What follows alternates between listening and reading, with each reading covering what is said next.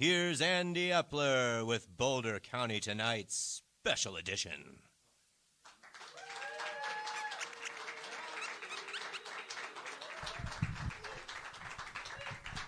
Thank you very much. My God, it's an honor to be back. Thank you for joining us on a snowy evening. What a visceral delight to have you here. Cool. God damn, are we hot tonight? We're hot tonight! And I really do appreciate you coming out to this show. I know people are sort of sick of politics, especially in America. Things have gotten so contentious and shitty. But if you think to yourself, you may find that you're actually frustrated with national level politics and not necessarily local politics. The city is fucking different. But I know that everybody is sick of national level politics. Me too, of course. I feel like really like we're in the Twilight Zone, whatever. We got rid of like a psychopath that was in the White House. And we replaced him with like Uncle Joe. It was like better. But like, you know, a quick note. My God. Derailing, a quick note. Can I get your permission, Jack? It feels like when Joe Biden got, we decided we're going to run for president, right? There must have been some group of people in some room somewhere being like, oh my God, you know, we have to run somebody for president who has like a real chance of losing to a psychopath. If we don't have that, we can't pretend it's an emergency and maybe lose. We need a lot more funding. That's the game for us, right? So we're looking through our stack of people and we're like, God damn it, we're fresh out of Clinton's. You know what I mean? Cut it a little too close last time. You know? Ran the shittiest person we could think of. Almost had it, but you know. Well, we'll raise money off of that or whatever. So they're sitting there going like, oh my God, we don't have anybody that we want to deal with or whatever. And somebody in the back of the room goes like, you know, what if we try like the Air Bud strategy? And the guy's like, the Air Bud strategy, what is that? What is that? And they're like, well, we got like this aging Labrador back here. Is there technically a rule that says we can't run him for president? And guy's like,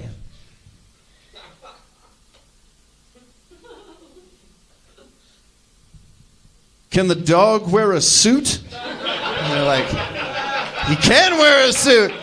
Get him in here. He's a good boy. That's my thoughts, I guess, on the president. He does, I guess, have one more thing in common with Air Bud, is that they both seem to love to sniff children. Have you noticed that? I noticed that. I'm just saying.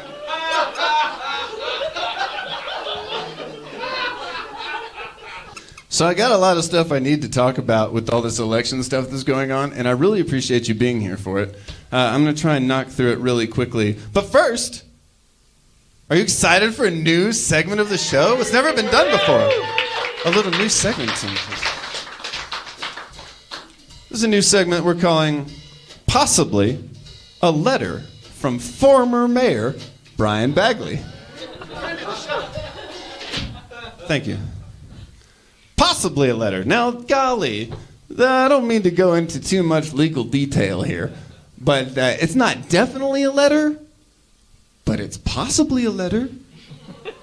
Do you understand quantum physics? I don't. So anything's possible, isn't it? Possibly a letter from former Mayor Brian Bagley to his dear friend Ando, of course. Brian was nice enough to come on the show last year. We had a great interview, and I haven't really heard from him since. That's not true, but it's basically true. And so I know he's not mayor anymore. He stepped down. He could have run for one more term, but after we found that he was ineligible. Yeah, because there's a little note in the charter, and we finally got a good measurement on Brian, and we found out he's too tall. He's a very tall man, and he's too tall for public office, as it turns out. It makes everybody else look short. Nobody wants that. So he had to step down. He can't run again, unfortunately. He's height limited. Apparently he was just a really good sloucher the first couple times he ran.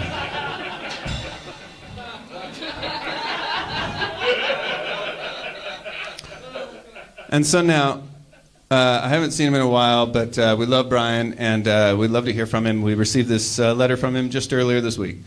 Perhaps we did. Possibly.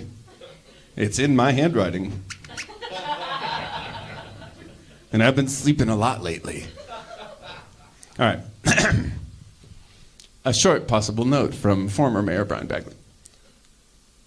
My dearest Ando, dreary and long have been the days since our last encounter, when you invited me onto your delightful program, Boulder County Tonight.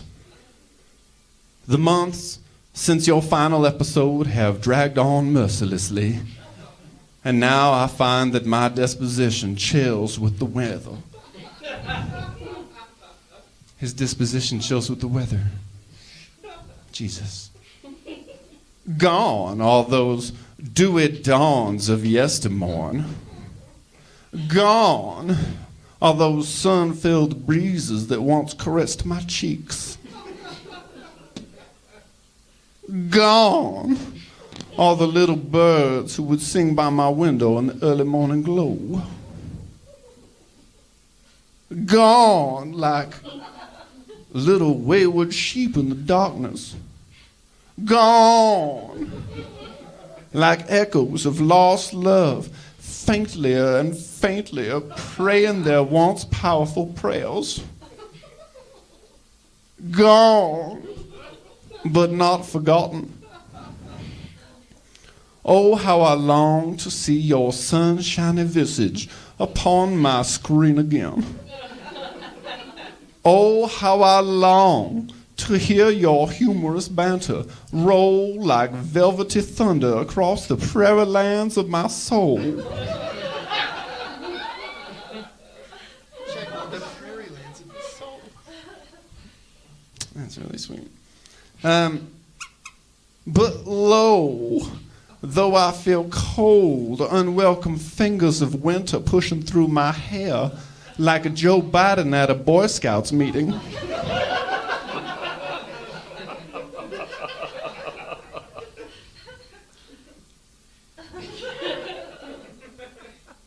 Also, as you know, my freakish height still plagues me daily.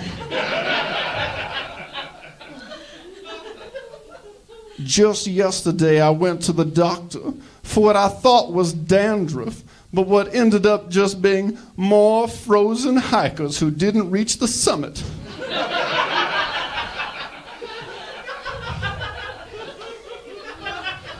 That's sad. He's a very tall man. He's a very tall man. And just the week before, I was disqualified from a swim meet because as soon as I would dive in, I would immediately hit my head on the other side of the pool. Kicked out of a swim meet because he's too tall. Hit his head on the other side of the pool. I'm glad he's all right. Oh, Ando, why did Jesus want my face so close to heaven?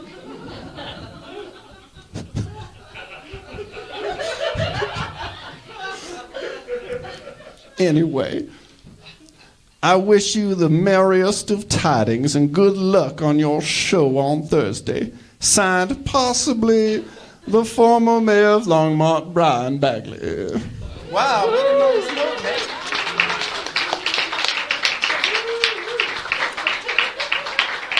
That was maybe a really nice note. Let's talk amendment things and propositions, whatever. Let me, if I may, for a moment, let me proposition you. Proposition FF is on your ballot this year. And if you read in this thrilling tome, fucking breathtakingly amazing book, very easy to follow, This shit's like it's like reading the Silmarillion. Fucking barely understand any of it. Written in some language somebody seems to just have completely made up. Nobody talks like this at all. It reads like a goddamn King James Bible on crack. Proposition FF. Now, this is a little tax increase. Oh my God. Terrifying idea. A tax increase. What will it possibly do? What is the best thing it could ever do? Jesus Christ. Provide hoverboards to all the fucking homeless cats in the world. Not that. Feed all of the children in all of the public schools in Colorado. Oh, it was that. That one. It was that. Amazing. An interesting thing. It says to purchase products grown, raised, and produced in Colorado to include in school meals. So that means like every kid in Colorado schools, public schools, I think, would get a free healthy lunch grown by farmers in Colorado. That seems like an easy yes. But an interesting thing that you'll know about this amazing book, it gives you like the arguments for and the arguments against. And like my argument for, I'm going to give you a kind of an idea. It's like this. It'll feed children. It's a pretty nuanced note, but that's my argument, you know. But there's an argument against. And this is an interesting note because I mentioned it was a tax increase. Terrifying. Awful. We hate it. But for who? I'm not going to need to take a poll from the audience or anything, but I can tell you a little bit about my financial life. I make less than $300,000 a year, and I don't know if you have this in common with me.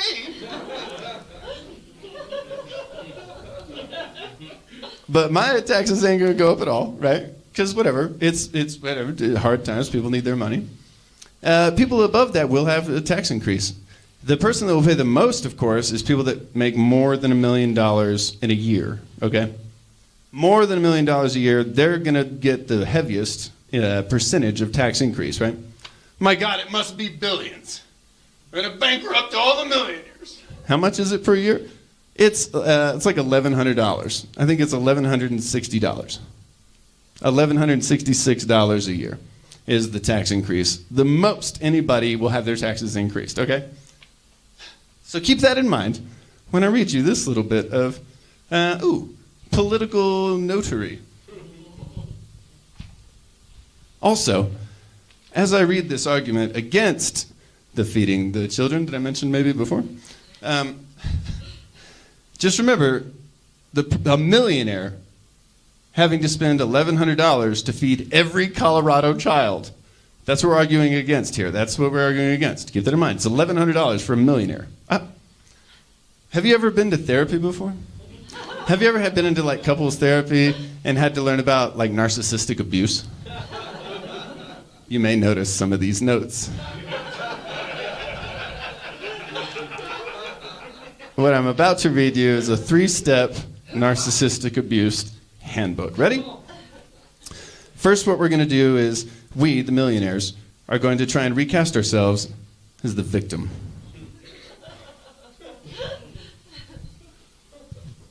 Goes like this. The measure raises taxes on some households at a time when inflation is high and the cost of living is increasing. Oh no! How will they get their milk and eggs? $1,100 for a millionaire and more. Oh God! What poor, poor creatures. Did you hear that, Jack? When the cost of living is increasing for millionaires. Step 2, a threat. Here it is. It sounds like this when you say it politically. Higher taxes mean that those taxpayers will have less money to save or invest in the economy. Do you notice what they're doing there? Oh, golly, I guess I won't be able to give you a raise if I don't have that $1,100. Hey, look, I was going to take that $1,100 and I was going to make it rain.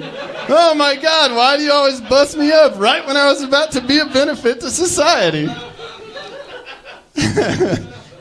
Step 3, reframe the argument. It sounds like this. Those dollars are best used by individuals and families in a way they see fit.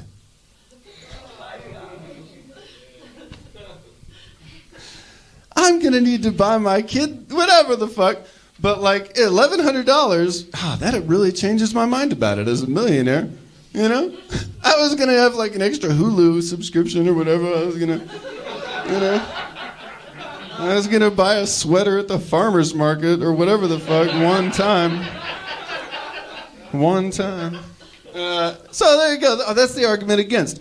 I don't know why. I think like that for some reason there are a lot of conservatives that are against this kind of idea of us like feeding the children, and I don't really know why. I used to live in Texas, and I know that a lot of conservatives are religious, a lot of them Christians.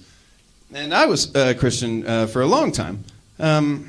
So I know that maybe, I mean, like if you're one of these people where your opinion is like, fuck those kids, you know?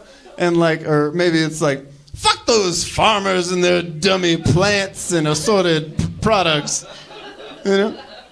I don't really understand where you're coming from, but yeah, I did study Christianity for a long time, and I know that, I mean, they may be thinking of one particular Bible verse. It's John 11:35. And Jesus turned to them and said, fuck them kids! Also, golly, I'm sure everybody is trying to hear me here talk about the psychedelic thing. I mean, they're sort of like an implied sponsor of this show, aren't they? You know? Yeah.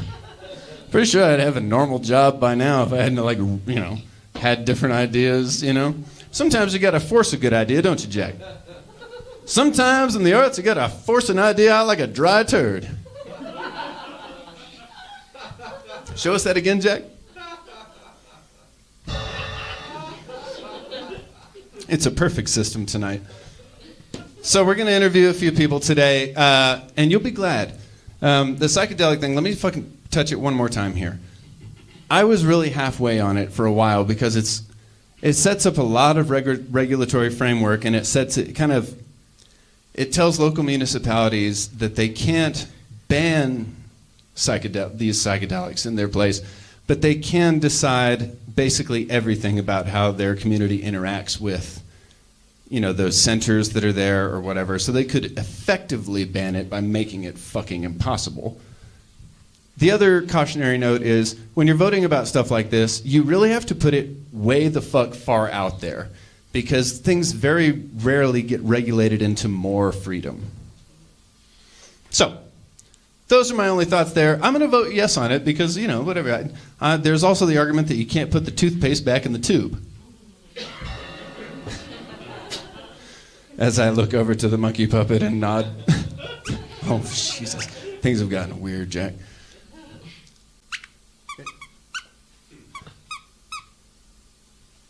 Obviously.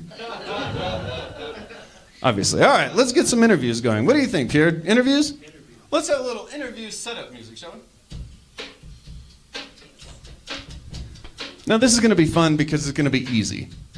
The whole idea of doing these interviews is to get to know people that want to serve you. God damn it, this job sucks. It pays like shit. Half the people hate you as soon as you get elected. It's like babysitting chihuahuas. You know, it's like, oh, you'll get bit by lots of motherfuckers, but they're too little to actually cause you harm, but they'll still bite you. They're still very aggressive. That's what it's like. Don't you agree, Pierre? I do. Of course you do. That's his whole job, to play that drum and agree with me. Just like the monkey. Look at that monkey grooving to that.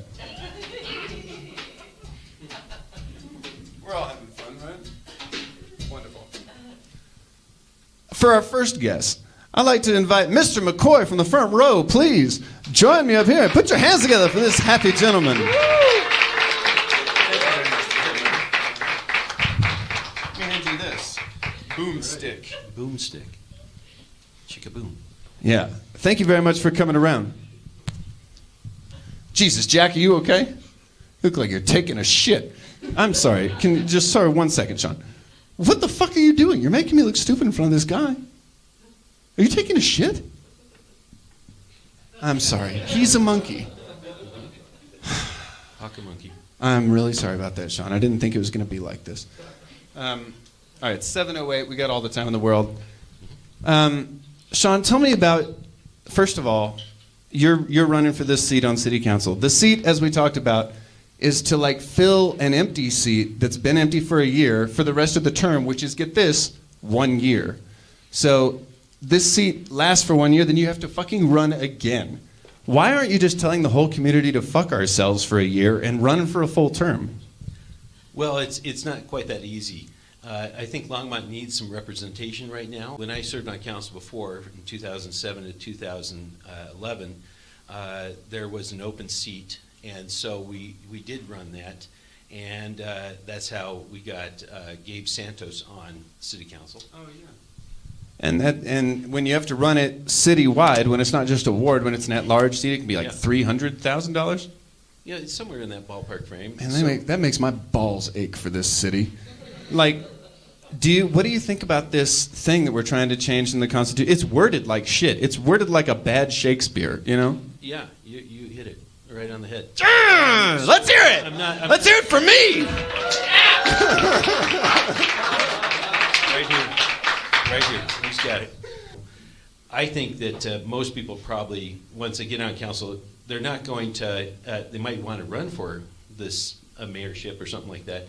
But then what's going to happen is that if they lose, they still have a voice and a say in what's going on. And I think that's important. But also in that position, the person who wins, Jesus. It's not him. It's never him. It's never him. In that case, somebody runs for mayor, loses, and then has to work with the person that they lost to? That seems like it's not going to go great. Well, this isn't like if before we changed our presidential rules where the second place person would end up being the vice president. Can you imagine Hillary Rodham Clinton being the vice president to Donald Trump?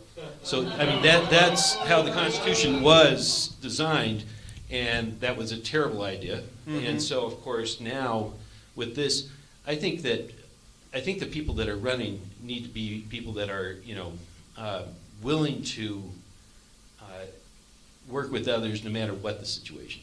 That's ideal. We also get malignant narcissists and shit that run for public's power or whatever. And so, like, a lot of them can't handle, like, the loss of it well. Like, I can tell you, in showbiz world, it's sort of like high school with money, where it's like, oh, this person doesn't like you, you don't get this gig. It's the trickle-down system of being cool, kind of, right? Politics works similarly, because if somebody holds a grudge against you, they can fuck everybody about it, you know? Well, if my philosophy, I teach U.S. Gov and U.S. History, and I tell my students, I said, if your psyche is so delicate that you can't handle the loss, you probably shouldn't get in the race. Oh, boy, that seems like good advice. Thank you very much, Mr. McQuell. I'll take that microphone back from me. What a kind gentleman. I love that. Nice guy, sure. Anybody that wants this job is probably a half-decent person no matter what you do, I promise. There's not enough fun in it to, like, want to do it. Or I swear to God I would do it. You know what I mean? If it seemed fun, I would do it. But it seems shitty. That's why I don't want to fucking do it. It's almost as if we don't really have outright shitty people in our community running for public service. I don't want to say it takes all the fun out of it or whatever, but, everybody's awesome. I hate that. No, I'm glad. I love Longmont. That's why we're here. Let's have another person on. Golly, we still have some time in this show. And now, this is a personal friend of mine. I've been on this person's side since they got into office. I've always basically agreed with everything they've told me. Not everything, I guess. But a personal friend, somebody I very much admire for working in public service, been on council for a while. We'll ask them all about that shit. Put together hands for Mr. Rodriguez from the show. That's right.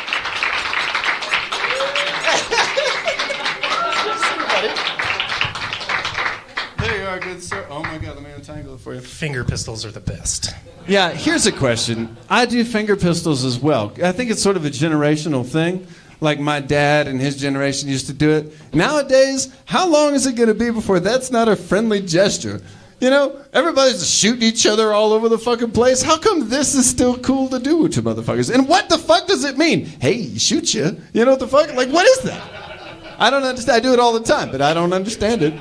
Oh, don't worry, we got an ordinance coming up. We'll take care of that. No finger guns on Main Street. Nope. Scares us. We don't understand what you mean. It's not like a thumbs up. I know what you mean. Yeah, cool. Yeah, get rid of those loud cars, the smokers, and the finger pistol guys. Finger pistol guys are the worst of them. I tell you what. Not really. Aaron, thanks for coming on my stupid show. And thank you to all you kind folks for coming as well. Goddamn, what a basket of pleasureful goods for me. Aaron, you've been on council for how long now? It's about 5 years. Is that also known as a fucking eternity?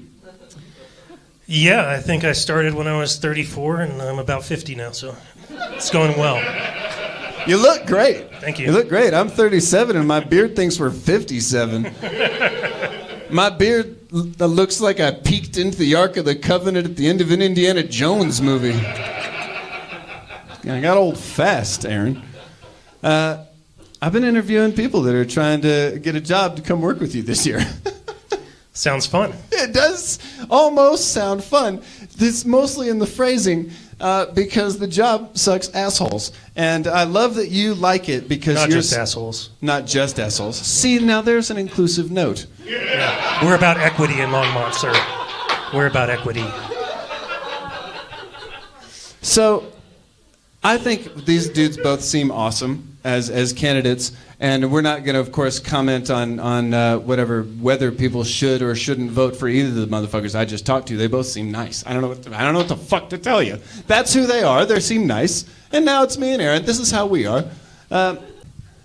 What is your goal for this next year as far as being on city council? You guys have been like short one member, and then at some point you experimented with like, I don't know, showing up half as often because it was like the bare minimum required for the charter or something. It doesn't seem like a lot of really, I don't know, things must have gotten done this year, but it just seems like minus one member, meeting half as often for part of the year. How did you get anything done, and what's the goal for this year now that you got it full council? Well, an additional member probably won't drastically alter the course of the city council. We'll still be, focusing on outlawing finger pistols and I think the biggest goal this council has been trying to tackle is our housing situation, our housing costs in the city of Longmont. And as Mayor Pro Tem, one thing that I've been trying to accomplish is not allowing too many squirrels, if you will, because council members like... Say more. Yeah. Well, so...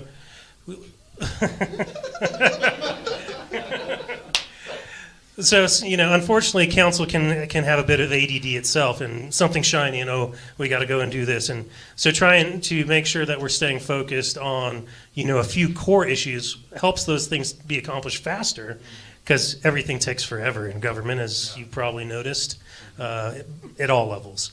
And so trying to keep the council focused on a few core ideas to get them accomplished and get things checked off instead of continually adding to the list. That seemed like an answer from a motherfucker who knows what he's talking about. Doesn't it seem like that? God damn, what a great brain. I really appreciate you always coming around when I need you to talk politics with me. Well, if I need somebody to let the sex out, I'm coming to you. You could I respect everybody who's running for office. Nobody can really let all their sex out or whatever, but you'll notice I'm down here. I'm fucking... But whatever, you guys are all professionals. We respect it, but we could take another button. Jesus. Because Jack's all buttoned up over here, right? Oh. You can't see what's going on behind. Yeah, well, he's got it tucked behind the table, thank God. It's kind of like a hospital smock. It's all fun in the back. I love Jack. He's my best friend, but he's also a well-known pervert. He is. He's a good monkey. We've met Jack before, of course. Aaron, when is your seat? When are you going to have to run again if you want to run again? Well, I could take the emergency slide out of the airplane and try to run for mayor next year, or my term is limited in 2025. Okay. Aaron, thank you so much for being on this show. Thanks for giving us such a practical view into what it's like being on city council. I'm going to release you back into the wild now, if that's all right. Well, thank you. It was much more comfortable sitting here. Those chairs are terrible. Well, these are for... Jesus.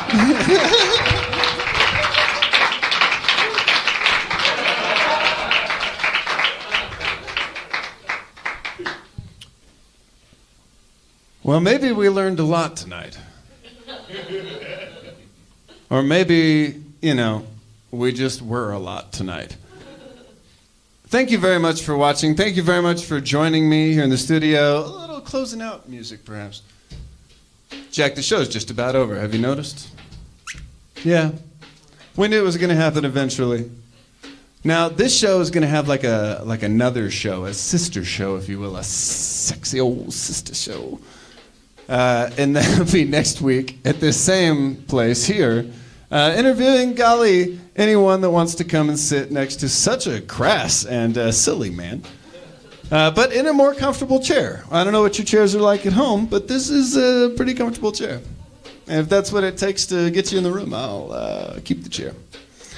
Thank you very much for joining me. I hope that you will vote, unless, oh golly, here's a little asterisk.